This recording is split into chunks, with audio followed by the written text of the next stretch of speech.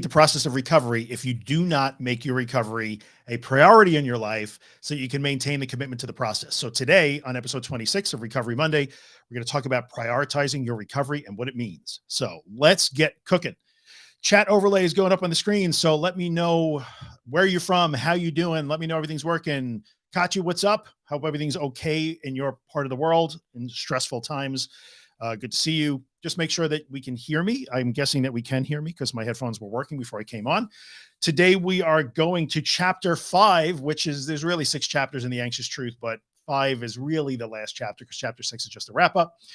So just a reminder, every Monday, we do a lesson out of this book, The Anxious Truth. That's why we call it Recovery Monday. We're just going lesson by lesson, and we are now in the home stretch. We've been doing it for 26 weeks already. Today, we're going into chapter 5, which is about executing your recovery plan. And we're going to talk about the need to prioritize and commit today. So if you do not have a copy of this book and you want to go back and watch all the Recovery Monday episodes on YouTube or whatever and read along, you can get it on my website at theanxioustruth.com. And if you are reading it, you dig it, maybe write me a review on Amazon because it certainly helps. So today we're going to talk about that. We're going to talk about the need to prioritize your recovery and what that really means and the need to commit to it. So let's see, how's everybody going? Pony Girl caught a live stream. Don't know who Pony Girl is, but okay. What up, Jason? GBG is here. Carol is here. Hey, Carol. Sam is here. All the usual suspects. I am heard, says Bethany. Thanks, B. All right, let's get into it here. So it's going to be pretty short because I have like 2 really important things to say today. And that's what this chapter of the book is really all about. And that is that prioritizing your recovery is important. So for a couple of reasons, there's 2 main reasons that I want to cover. One of them is that we are doing these things that we don't really want to do, right? So we're doing scary things. We're challenging ourselves. We're intentionally making ourselves uncomfortable also that we can build this new relationship with anxiety and put it back into a normal, healthy place in our lives. Okay. So when you have to do really like hard things, it's easy to kind of skip out on doing hard things, especially when we get busy. And I'm going to say air quotes busy. And I was guilty of this too. Like, I'm really busy. I just have so much to do. Like, when am I going to find time to do my ERP homework or do my exposures or whatever it is? So it's important to understand that if you don't prioritize your recovery as something that's important, no, I make time to do this. This is a thing that I do because it's important in my life. Then it becomes really easy to take easier things like your job or maybe schoolwork or taking care of your kids. I'm not saying those things are easy. They're not. But easier than doing exposure and being intentionally uncomfortable and afraid. It's really easy to kind of push the exposure and the recovery work down the ladder, right? Or if you're dealing with that all day anxiety, the GAD, the health anxiety, whatever it is, it becomes a whole lot easier to tune into YouTube all day, listen to podcasts all day, have the TV on all day. It's easier to do easy things.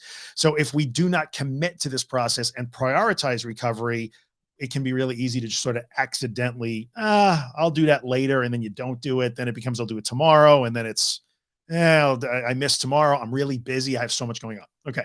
So that's the first reason why it's really important to sort of prioritize your recovery. Because you're worth it. And number 2, here is the other part. I'll go through comments in a bit. Here's the second most important thing. This is the one that I really want to stress today. Prioritizing your recovery and committing to this process, which means making time to do the work. And in future episodes, the next couple of weeks, we're going to talk about that. Setting your schedule, like getting your family and friends on board with the fact that you have to do all this work. One of the things that I hear people say to me all the time is, well, I can't be selfish. And they will say, well, if I prioritize my recovery and I put myself at the top of the list, because you are. When you prioritize your recovery, you are in fact putting yourself at the top of your list. Now, for many people, this is a completely foreign place to be. It will feel for a lot of you wrong or irresponsible or selfish, or that's what self-centered people do, or narcissists put themselves on the top of the list. But it's really, really important for you to start to tear down that belief and understand that if you think you want to be a selfless person, and you want to be there. And these are, socialized roles and things that we have stuck in our heads. If I am a mom, my kids always come first. I'm a terrible parent, a bad mom, bad dad, if I put myself above my kids. So you will lament the fact that you are not an effective parent because of your anxiety, but then we'll also say that you can't prioritize your recovery because that would also make you an ineffective parent. See the unfairness of that trap? So if you want to be a selfless person because you think that's better, um, then for whatever, and we could argue that some other time, but if you want to be a selfless person, it's really hard to be selfless if you are stuck in where you are with your anxiety problem. So if you are struggling because you're not able to fully engage with your family, you're missing events, you're missing out on your kids, you're not fully present with them. I've heard all of these things, right? These are common things we heard all the time. And to get better, you have to put yourself temporarily on the top of the list and commit to doing the work and make it a priority. People will say, well, I can't do that either because I'm a mom, I'm a dad, I have a business, I have this, I'm a husband, I'm a partner. Like I can't prioritize myself. Well, it's going to be really hard. You're not giving yourself a really chance at succeeding. And in the end, prioritizing yourself is not in any way selfish because you're not being terribly effective within your family and social structures stuck the way you are. Excuse me. So in the end, wouldn't it be sort of a selfless act to put yourself in a position where you can get better and be that better version of yourself that you long to be? So this is really tough. I see this is probably the number one message that I cannot stress enough today, that the idea that if I prioritize myself and make myself a priority and my mental health a priority and my recovery a priority, so I can commit to this process and actually work on myself, the idea that that makes me selfish or it makes me a bad parent or a bad employee or a bad friend or a bad partner or whatever, a bad spouse is not right. It's just not right. That's not true. Everybody has to take care of themselves. And it would be really hard for you to wear the mantle of I take care of everybody else if you can't even take care of yourself. So that is just in a way being really unkind to yourself and being very unrealistic and unfair to yourself.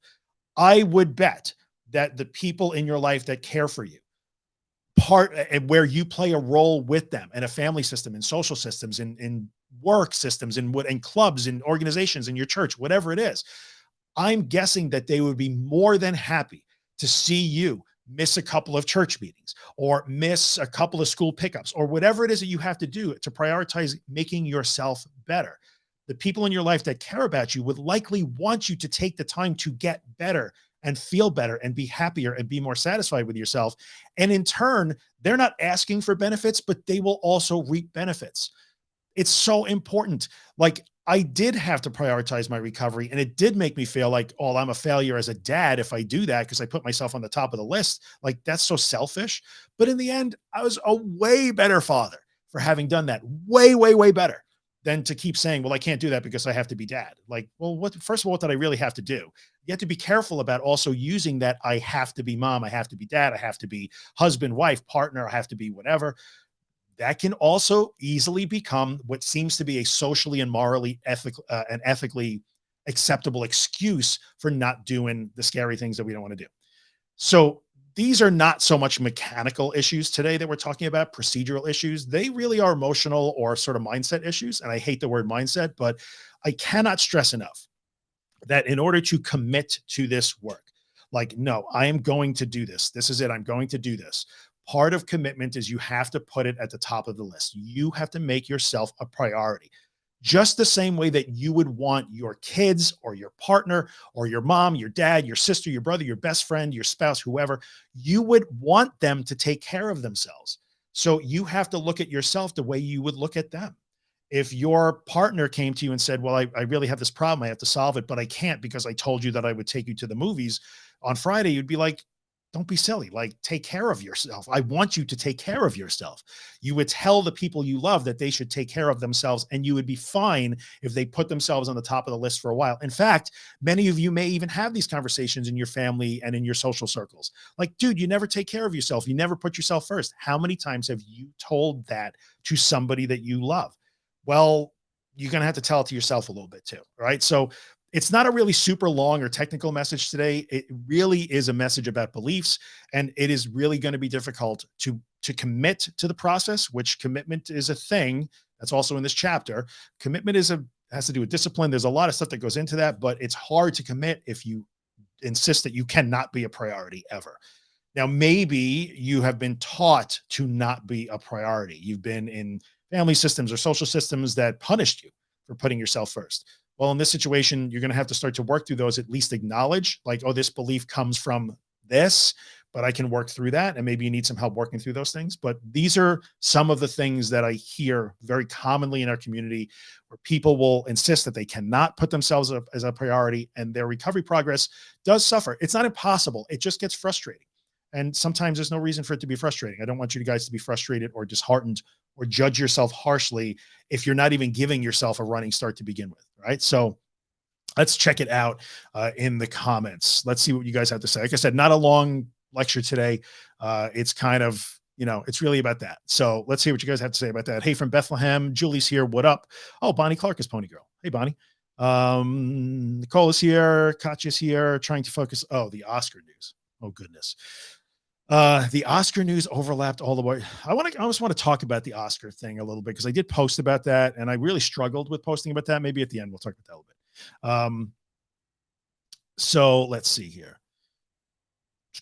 I'll put this up. You know what? Okay, we'll take this. So this is one of those things, struggling with health anxiety as awaiting cardiac tests. How do you cope with this uncertainty? All of life is uncertain.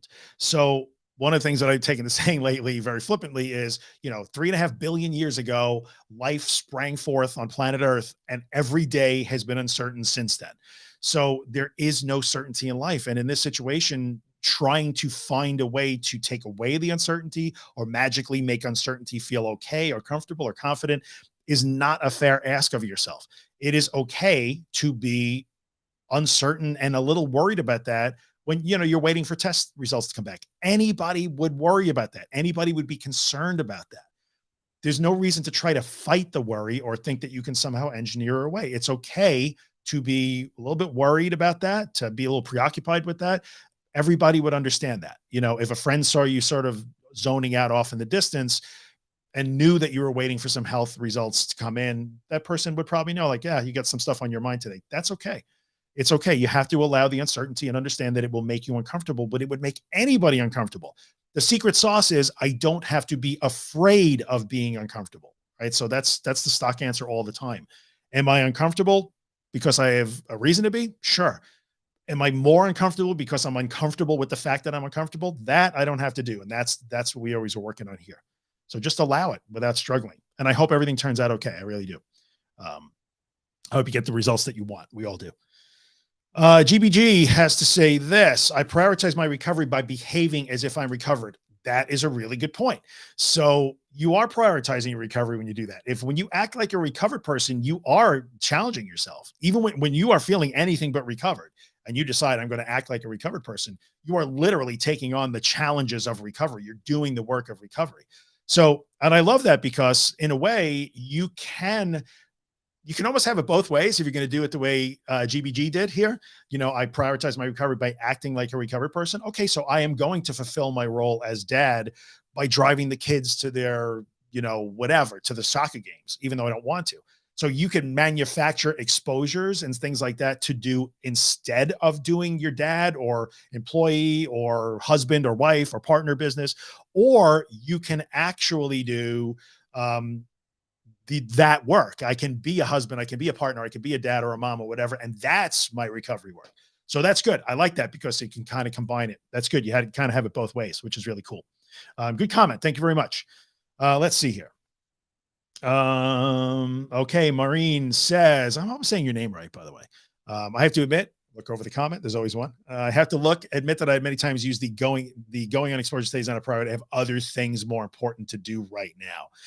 And I felt like a burden with my anxiety and my exposures. Okay. So it's really along the lines of the whole, like, how do I deal with the guilt of the way I am? And I'm ruining my family's life and I'm not a good mom and I'm missing everything. And my husband is fed up with me. I mean, these are things we hear all the time. These are heartbreaking things, right?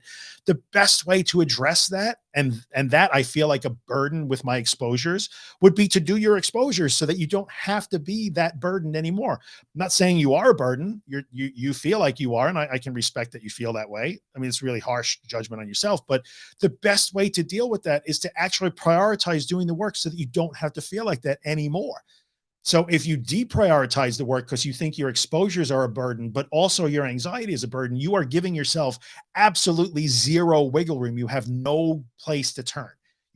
Now you're painting yourself in a corner and you're dead in the corner. I can't move. So that's just not fair to yourself. We hear the term self-compassion all the time. And one of the most compassionate things you can do for yourself is to break out of that and put yourself at the top of that list. Then it might feel really uncomfortable to do that for now, but look at the benefits down the road. Right. So it's just not fair to yourself to do that. You paint yourself into a corner. And that's not cool. It's not cool for yourself. We don't want you to do that. So no, no, no, no. This one was over. It helped me to understand what was holding me back and why I had a setback. Thank you, Katya. This chapter 5 is loaded with sort of the practicality of, this is really the things you got to do. And like I said, we're going to talk in the future about getting your family involved and arranging your schedule to accommodate your recovery and all that stuff. So we're going to talk about all that.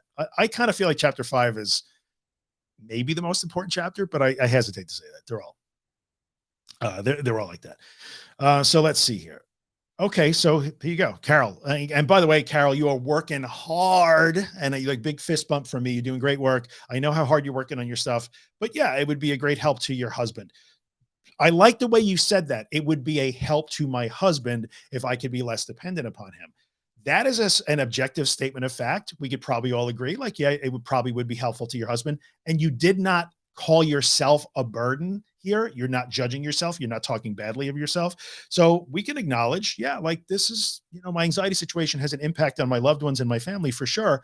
But it doesn't mean I'm a bad person. So be careful about that. Like, Carol, I like the way you said that. That was great. It was just an objective statement of fact. And like, I can work on that. So good job. And yes, when you notice that, then it really says, well, I can prioritize myself. So then in the end, it's a benefit to both me and my husband. Right. So good deal. Good morning, Donna, Oregon.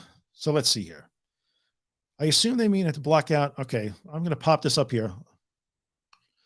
I forgot to make me a priority. Okay. I assume that may mean I need to, oh, you didn't make yourself a priority. I assume that may mean that I need to block out those who are creating toxicity so I can't recover fully. Correct. Sam, I don't know if you're actually asking me this question or responding to a comment. I can't tell, but I'm going to address it anyway. Sometimes the answer to this is yes and no. Like sometimes there are people in our lives that literally do not want us to get better for a variety of reasons. Sometimes those reasons are a little bit nefarious and hurtful intentionally. Sometimes they're a little bit hurtful or limiting, not intentionally. I know people in situations where one person's recovery becomes a threat to the other, either because one person needs to be in control. That's not really great. Or the other person begins to feel valueless if they are not the caretaker. So some of that stuff can happen. As for its toxicity that's keeping me from being recovered, I'm not really sure about that. I think that's really a personal thing, and it depends on the people you're talking about. I clearly don't know your relationships, and you're going to have to be the judge one by one of that. But I don't necessarily say that it's a rule of recovery that you must cut certain people out of your life. You can control what you do. And I think it's always about, well, I can control what I do. But if this person is impacting the way I can do what I do, then maybe I have to modify my relationship with that person. But I'm not a huge fan of that blanket statement about toxicity and toxic people. It's a little bit overused. We all should stand up for ourselves. We all deserve respect. We all deserve to be safe in our relationships. Nobody deserves to be, abused or manipulated or anything like that. But I'm a little bit on that whole toxicity thing. Sometimes it's a blanket statement that doesn't need to be there. No. Let's pop this. So, sorry, I can't see Facebook user. I don't know who you are. That's just the way StreamYard does it. That tells me you're in my Facebook group. If you avoid the news or negative information, is this avoidance unproductive? That's also situational, right? So what I would say is, for instance, what's going on in the world now sucks in a big way, right? We all agree. And this is bad news every day. What's going on in the Ukraine right now is not a good thing. And just the rest of the world, there's just bad stuff happening. You do not have to immerse yourself in bad news about the world every day, all day long. That's not exposure. But you also have to be honest with you and say, well, when I watch the news, it triggers this particular response in me.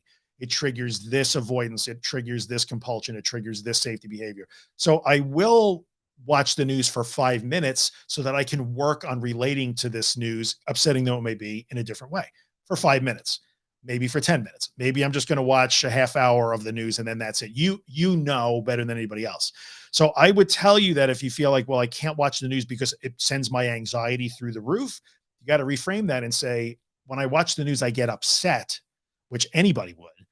Then then I add upset on top of that because I'm afraid of being upset, and now I'm upset. There's a difference between I'm upset because I saw some really terrible images on the news, understandable. I'm upset because I'm upset, not so much, and that's what you have to work on. But you do not have to immerse yourself all the time in bad news. That's not exposure. Uh, Time it, make it measurable. I'm going to watch the news for 5 minutes, and I'm going to work on moving through the feelings that I experience as a result, without declaring them disastrous and without accommodating the idea that I must be upset because I am upset. Right? I did an episode in the podcast a couple of weeks ago about crying. One of the most common things, like in a normal state, you would say, I cry because I am upset. Nobody would question that. The flip side is what we're always working on. I am upset because I cry. I am upset because I watch the news. Sure, we all are. I am upset because I'm upset. That's what you got to work on. Okay. Um, Representatives from Twitch. All right, we got 2 Twitch people. Woo, I'm all happy. Thanks, Twitch. Okay, so let's see here. Is it acceptable to take breaks from exposure if needed when you feel overwhelmed? This is yes, of course. Everybody's allowed to take breaks. I'll take it off the screen because it's a huge comment. Everybody's allowed to take breaks. We're all allowed to rest. Like, human beings get tired, we get worn down. This work can wear you down mentally, emotionally, physically, even. And we are all allowed to rest. The only thing that I always say about rest is you have to be really honest. When I would say, well, I just feel really overwhelmed, I need a break. Well, what does overwhelmed mean? What does overwhelmed mean? If it means I'm physically exhausted, I'm mentally exhausted, I just need to rest, I need to sleep, I need some downtime, totally okay. Take that. That's not an error. It's not a problem. It doesn't break your recovery. But we always have to be super honest. And what do I mean by I'm tired? If I'm tired is just, well, I've been out for 4 days in a row and I really am afraid to drive today, so I'm just going to take a mental health day. You have to be just really honest with yourself. And if you can be honest with yourself and you know that the answer is like, all right, I'm avoiding here. What I used to do sometimes is I would say, okay, I'll take a smaller drive today. And I would at least do something, or I'm going to go out and take a little walk around the block today. Walking around the block wasn't so much of a problem, but I would do something and then rest. So you never know. Some days you got to crash on the sofa. It's okay. No crime there. We just always have to be honest with us.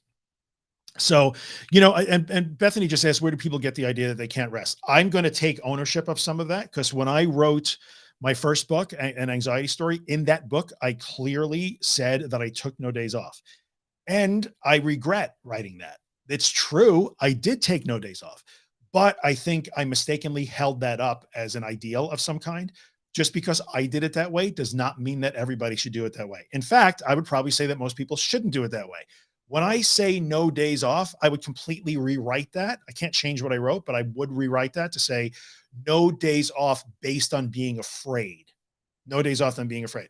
So I just described some of those days. I would scale things back. And when I was tired, because I was tired, I was physically tired from that work, I would scale it back and do something small that day so that I just never spent an entire day in complete retreat. That was my no days off. I know I wrote as if I was a machine, but I would have to take responsibility for putting that out there. No days off in recovery. And I still will say that sometimes. No days off based purely on fear. We do not retreat from our fear and call it rest. But when we need to rest, we rest. That's what humans do. It's okay. Hopefully that helps. I'll own that. I regret writing those words. I'll always regret writing those words. Let's see here. Oscar News verdict. Everyone sucks here. I can't argue with that. That's solid. Okay, let's see here. I'm going to scroll down a little bit. Fake it till you make it. I have 1 week of being away from home, doing exposures every day. Okay, I'm sorry. I'm just going to scroll real quick to see which ones we're going to talk about. I'll put this one up. I've had a week of being away from home and doing exposures every day. Good job. But strangely, being back in my room brings up more anxiety, as if it's a habit or because I've had most of my panic attacks here. Could be. Like, that ingrained conditioned response of like, well, this is where I panic, is powerful. So like, hey, look, I did all my stuff, but back home, this is where I panicked. It's okay. Unfortunately, this is just another one of those situations where it's like, okay, if you feel anxious when you get back home, you're going to have to work on moving through the anxiety, even at home. It's okay. It doesn't mean that something is wrong or you're not recovering or anything like that. It's okay. It's not fun, but don't try to analyze that or assign any special meaning to the fact that, like, oh, I don't know, I was out and now I'm anxious at home. Okay, well, no matter where we are trying to learn that we are okay across all contexts, all situations, all places, all groups of people. We're always okay. So now you'll have to learn that you're okay even at home. Something's making noise, but I can't tell what. So hopefully that helps. And everybody, by the way, you guys are huge, like the admins in my Slack. It never fails. If I'm going to do a live video, that is when you guys are going to start a protracted discussion in Slack. And then it's like, "Rah, rah, rah." I'm getting hammered with Slack notifications right now, but I love you guys anyway. So it's okay. Let's see. I always felt like medical care and some of the scary sensations gave me more strength to endure the daily routine. I'm not going to get in the middle, because clearly is a conversation here between other people. Let's see. How do I stop having? Okay, I'll throw this on here. This really isn't the topic, but okay. JJ, what up? How do I stop having a recurring thought? You don't. You don't. You do not turn off your notifications, man. I forget, B. I forget. I should. But it's invariable. You guys, like, you have it timed.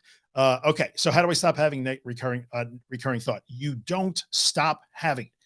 It's so important to understand that your goal is to never, never, never try to stop your thoughts, because you can't. We do not get to choose what we think ever. Like, yeah, we can choose certain thoughts that we're going to have. I can choose to think about a thing, but you don't get to choose what pops in your head randomly. So you don't do that. Should I ignore it or expose myself to it? Yes, sort of both of those things. I can't say specifically in your circumstance, but you are learning that it's okay to have that thought.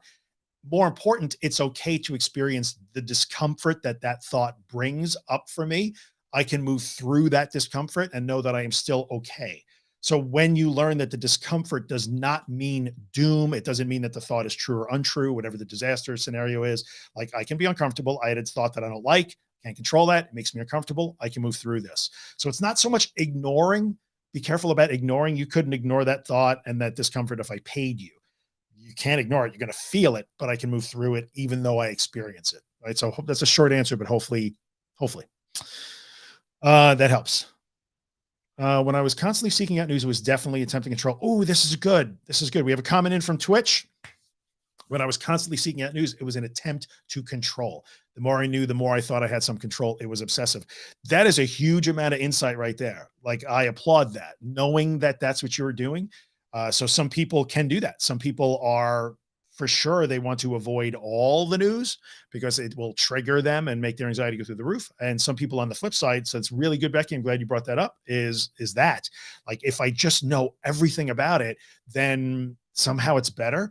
So when I was doing a lot of my recovery work, we had the big financial collapse, like the mortgage crisis of 2008, and the economy just literally was collapsing around us. And I watched every minute of coverage that I could get my hands on for like 2 weeks until I realized, like, this is doing nothing for me. So I get that.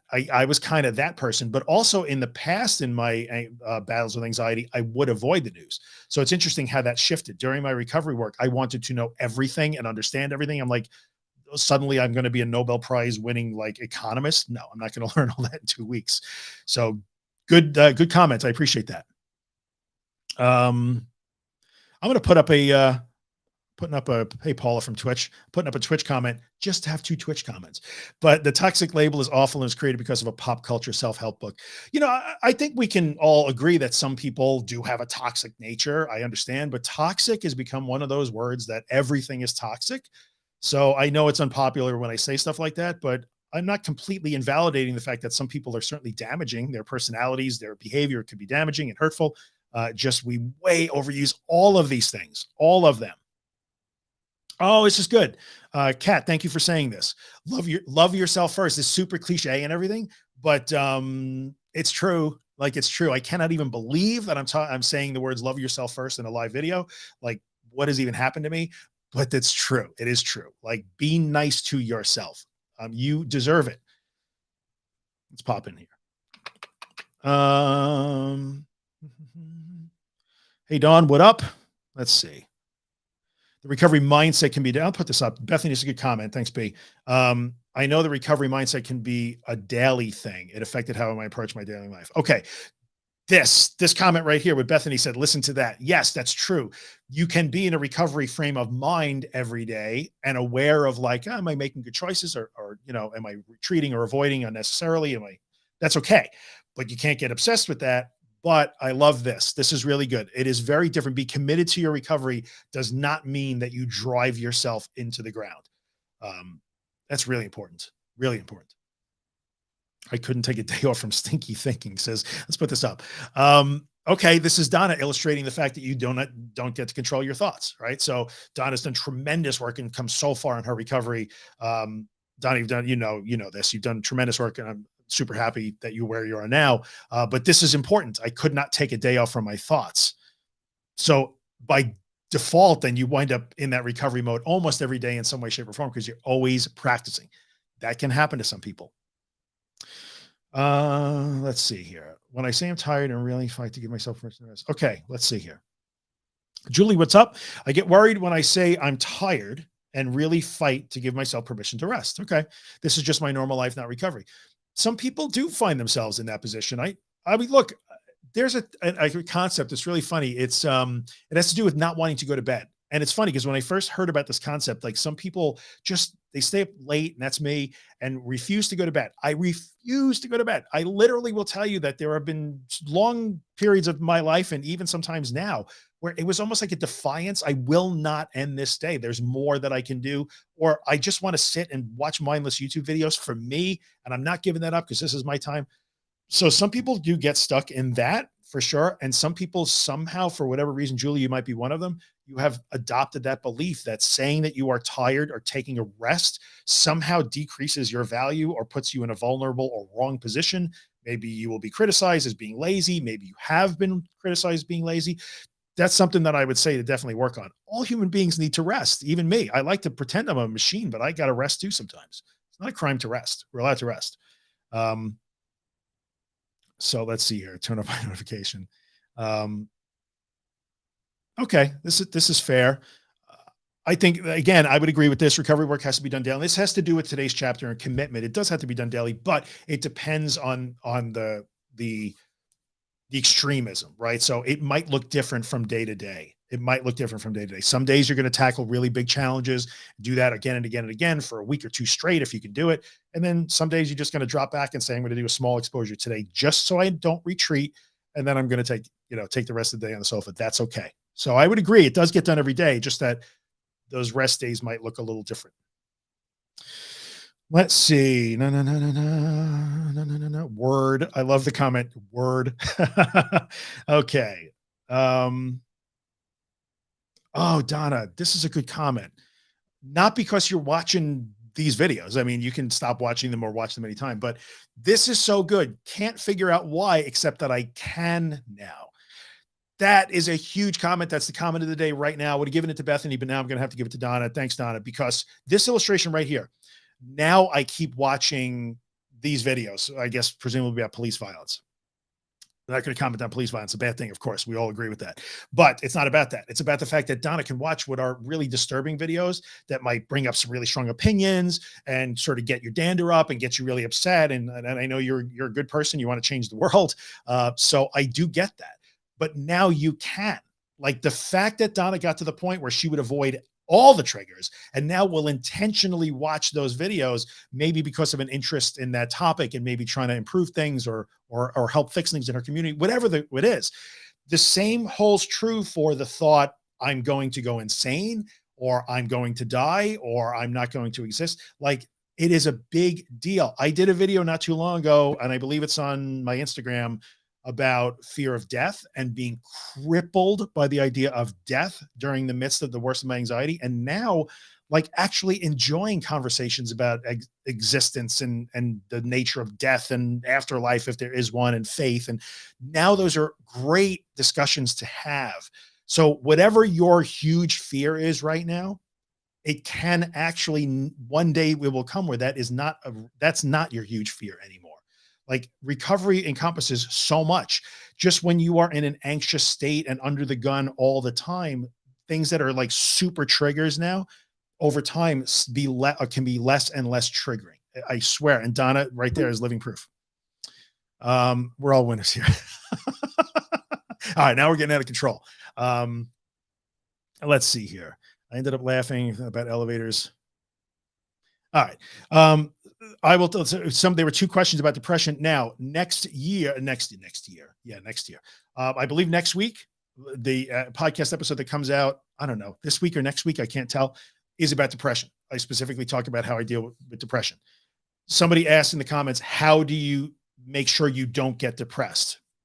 Uh, you don't like trying to take evasive action because you are afraid that you might be depressed is not a good strategy. Like, do your work, keep working your recovery, engage in life, remain active. Like, all of those things apply because they're just what everybody should do. But there is no special thing that you should do to say, well, I'm not depressed right now. I don't have depression, but I'm worried and afraid that I will become depressed. So I want some sort of special strategy to prove that wrong, that I won't become depressed. That's not good. You don't want to go down that road. Basically, you want to say, I'm just going to be as healthy as I can, and I'm going to treat myself as best I can. I'm going to keep working on what I have to work on. And whatever happens tomorrow, and I will deal with that then. That is really important. Really important. I was blown away when I discovered just how large the fear that I might become depressed is in this community. Like, I'm not depressed now.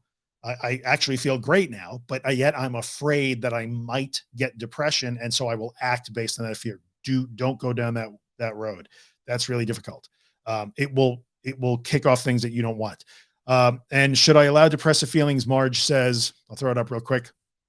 I'm going to say one quick thing before I end it. Should I allow depressive feelings? Well, what choice do you have? Right? What choice do you have? I'm not going to allow those feelings.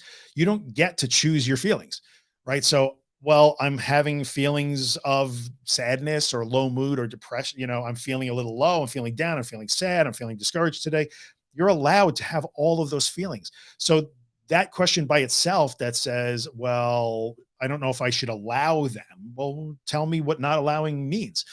I think what you have to do is allow all the feelings that you have. You're allowed to have all feelings. Humans are designed to experience all feelings, including low mood or sadness or regret or feeling hopeless sometimes. We all have those feelings. It's important to understand that if you are in the habit of immediately trying to evaluate them to determine if in fact that is depression, that's an issue. You don't have to do that. Depression is a thing that gets diagnosed by a qualified clinician and it lasts a little while. Being sad is not depression. Being low mood is not depression. And being sad does not mean you are going to be depressed. So you have to get off the idea that I have to monitor myself for depression. I just wanted to throw that out there. So before we end, and again, I think it's either this week or next week. I don't remember. I'm going to talk about depression, my personal experience with depression, including how it lives in my life now from time to time. So I just want to say one thing. Let's talk about the Oscars for just a second, and then we're going to wrap it up, right? I posted this morning about it, and I really did not want to have anything to say about that. And I want to clarify what I said. First of all, there's so much wrong in the entire thing that I don't even know where to start with that. And no way, shape, or form is what I posted in any way defending or apologizing for Chris Rock. What he said was ridiculous. And while I might believe that comedy should probably be unlimited in theory because of what we think about the arts and who we say we are from a society, doesn't mean that a comic has to be unlimited. I think Chris Rock, for a variety of reasons, should have known better and did not have to tell that joke. But the point that I made today was, while I do understand, and I'm going to be totally honest with you guys and authentic if I can. I hate the word authentic, but I'm going to be. Every strand of my like alpha male DNA wants to root for the fact that why can't I even say that Will Smith got up and slugged Chris Rock. That tells me that I'm wrong. That tells me that I am wrong. Why do I know that that is wrong? Because we don't necessarily have to be slaves to our emotions. In that moment, I understand he was very emotional. He was angry. I understand. But I can think of 15 other ways that he could have approached that and probably done a better job of still standing up for his wife and supporting her. That being said, what I'm more concerned about is the rooting for the fact that he got up and threw a punch at somebody. Because in this very community, we have men who feel that they are less than and weak or feminine or not masculine enough or not testosterone enough or not alpha enough if they express concerns about their own mental health. Men will suffer in silence because they are afraid to be vulnerable and talk about these things and show weakness. And so when we root for the solution that says you get up and you let the testosterone run through your body and you throw a punch at somebody and then sit down and jaw at them from your seat, it is literally the message that says that is masculinity. That message says that is what a man does. And that is not what a man does. That is not what a man, that's one possible option of what a man can do. But again, I could think of 15 other ways that he could have done a better job with that. Easy for me to say, I might have made the same mistake that Will Smith did. And I'm sure he feels bad about it. But my message this morning was not apologizing for Chris Rock or defending him. I just don't like that we will glorify an image that intentionally sends the message that men are not supposed to be anything but that. Like, dudes, you are way more than what you got between your legs. You are way more than testosterone. Like, we can be smarter than that and still fulfill healthy male roles. I do not like that sort of behavior stifles the ability of men to ask for help, be vulnerable when they need to be. It's super important. I didn't want to weigh in at all, but that bothered me when I saw the response to that, and the chest bumping and just the ridiculous nonsense. That's how you handle it. That's what you do. You know what? If you come after one of my friends or somebody I love, I'm going to want to take your head off too. But I'm going to try and use my head and do that in a more productive way that doesn't become damaging for everybody and isn't just self-serving to my own ego. So there you go. I will get off my I'll get off my soapbox now. But that's why what I said. All right. So just so you guys know. And dudes, if you're struggling, it's okay to speak about that and ask for help. It really is. I promise it is. So there you go. 42 minutes is about where we end it. I'm sorry I can't take all the comments, and I will get off my soapbox now. But again, we'll be back again next week. I don't know how many more of these we have. Next week, we're going to talk about, I always try and give you a heads up. So chapter 5, I don't know how many lessons it has, but okay. Next week, same time, same bat channel, 2:00 Eastern here on YouTube and on Facebook and on Twitch and on Twitter. If anybody's watching on Twitter, we're going to talk about arranging your life accordingly, the logistics of being able to fit your recovery into your life. So we'll be back here again at the same time. This video will stay on YouTube, on Facebook, and the Facebook group. I think it stays on Twitch and Twitter. I don't know what it does there. I don't know. If you're watching over there, thank you very much. But that's it. I appreciate you guys coming by. Again, teaching lessons out of this book. I'll see you again next week until we're done, which I think we have another 4 or 5 weeks, 6, 7 weeks tops to go. And I'll see you guys next week. Thanks for everything.